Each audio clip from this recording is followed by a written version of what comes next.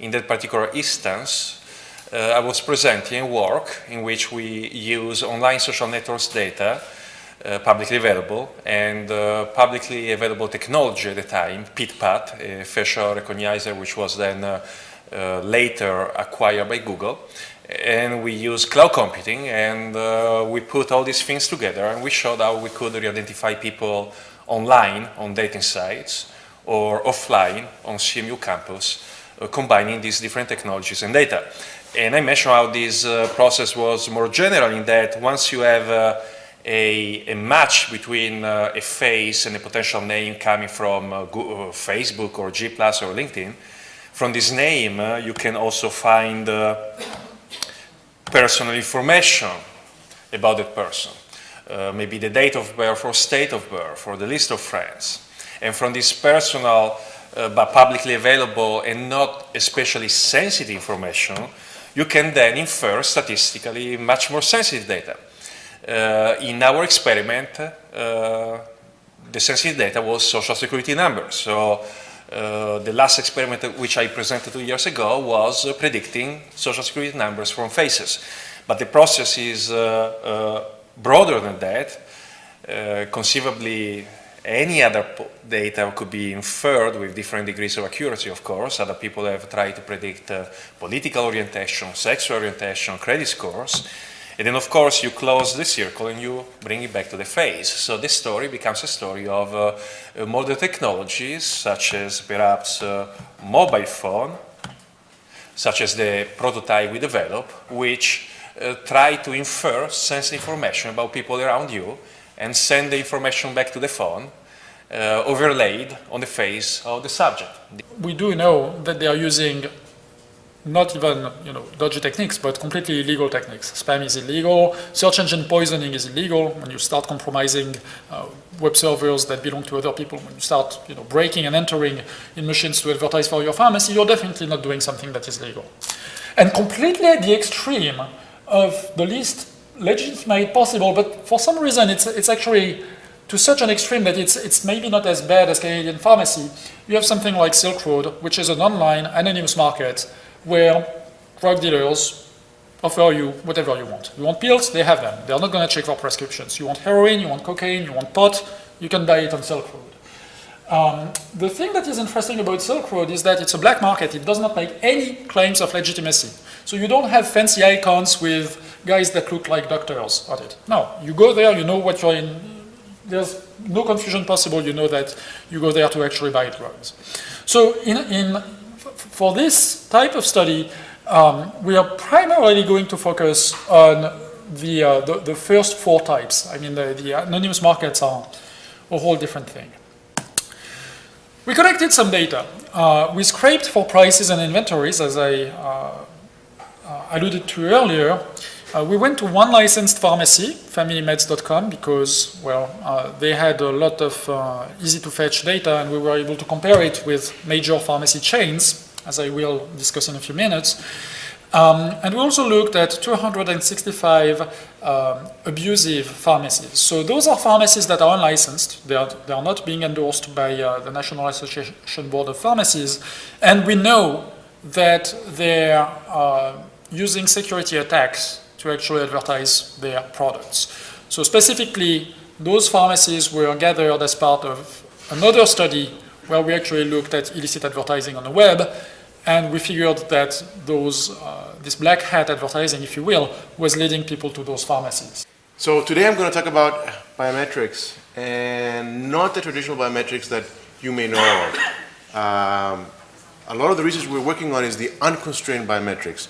How do you do biometric identification very unobtrusively, from a distance, surveillance type?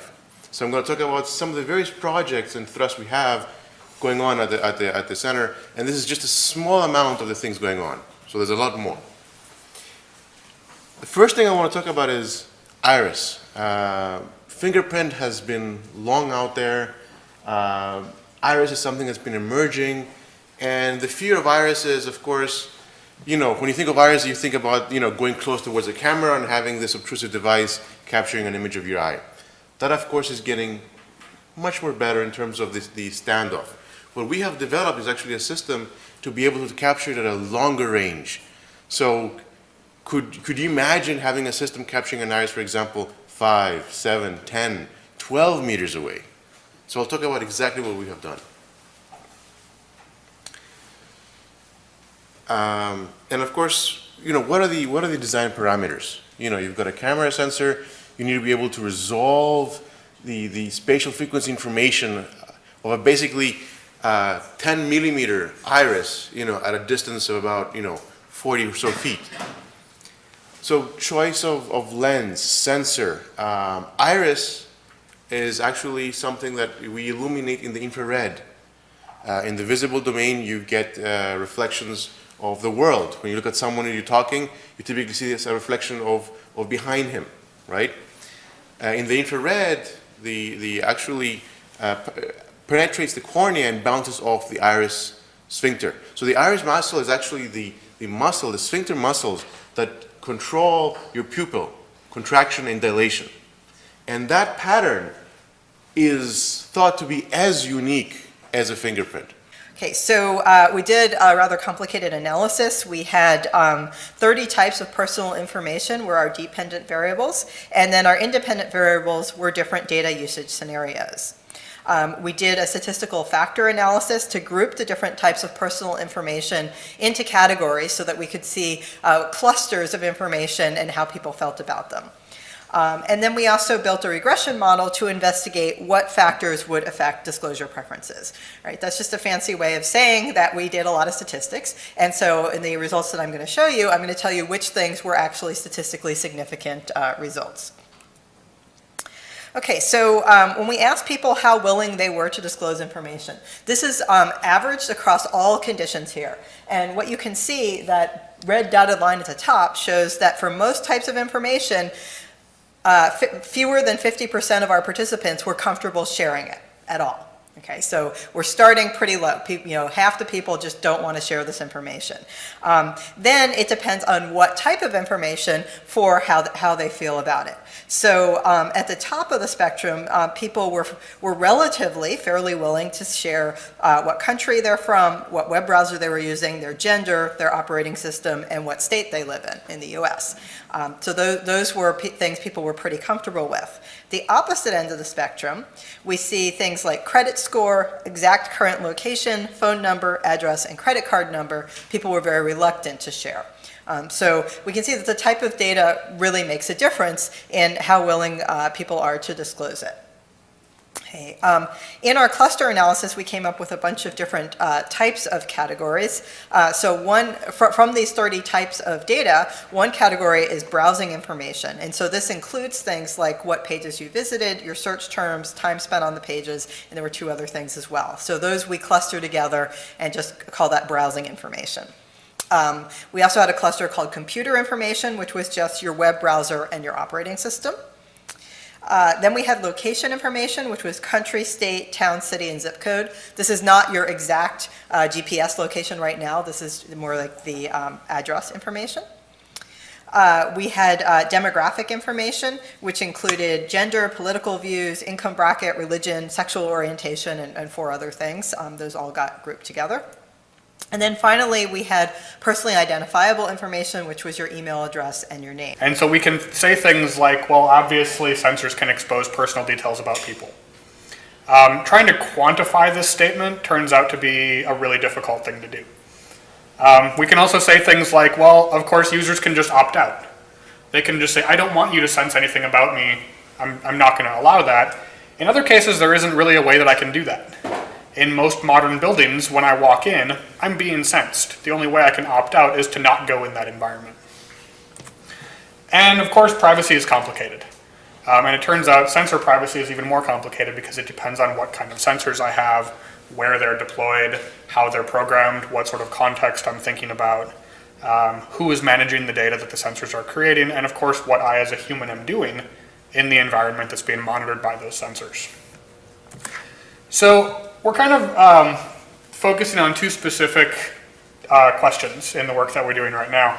The first one is what happens when you introduce sensors into populated spaces, such as what happens if there were a bunch of sensors in this room measuring things like temperature and humidity. Second question is what happens when you actually put sensors on people? For example, the 15 or so sensors that are in this phone. And so we're going to look at two scenarios. The first scenario, to answer the first question, is we're going to look at something like a smart building.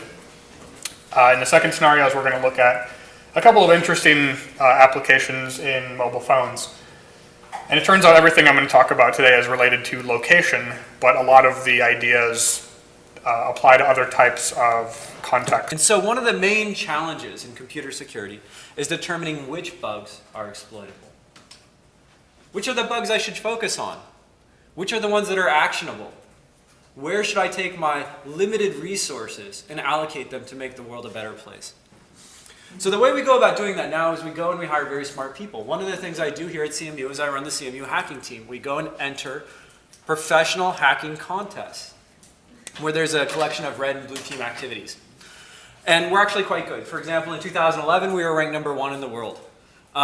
Many of these other teams, you'll see funny names like Hates Irony, Flux Fingers, so on and so forth. These are actually DoD contractors. They don't use their real names for obvious reasons. It's not good to have a university team beating you. Now in 2012, we fell to #2.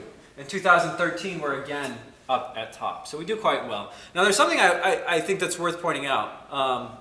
We're actually the only US team in the top 10 now. In fact, if you want to find another US team, you'll have to go down all the way to position 20, and that's a DoD contractor. It's called Samurai, and I won't go into who actually it is, but some of you may already know. I want to give you a little story that motivates our research. We entered DefCon in 2012. This was the year we fell to #2, unfortunately. And we go to this contest, and DefCon is really the largest industry security conference at its time.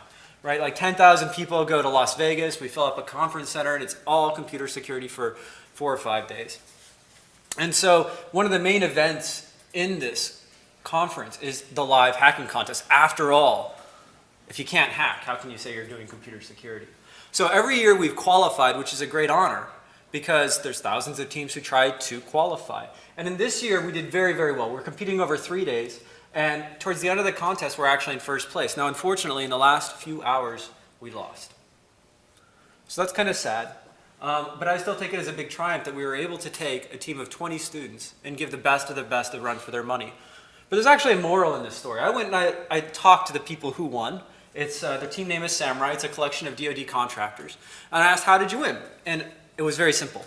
They brought 80 people to the contest when I brought 20.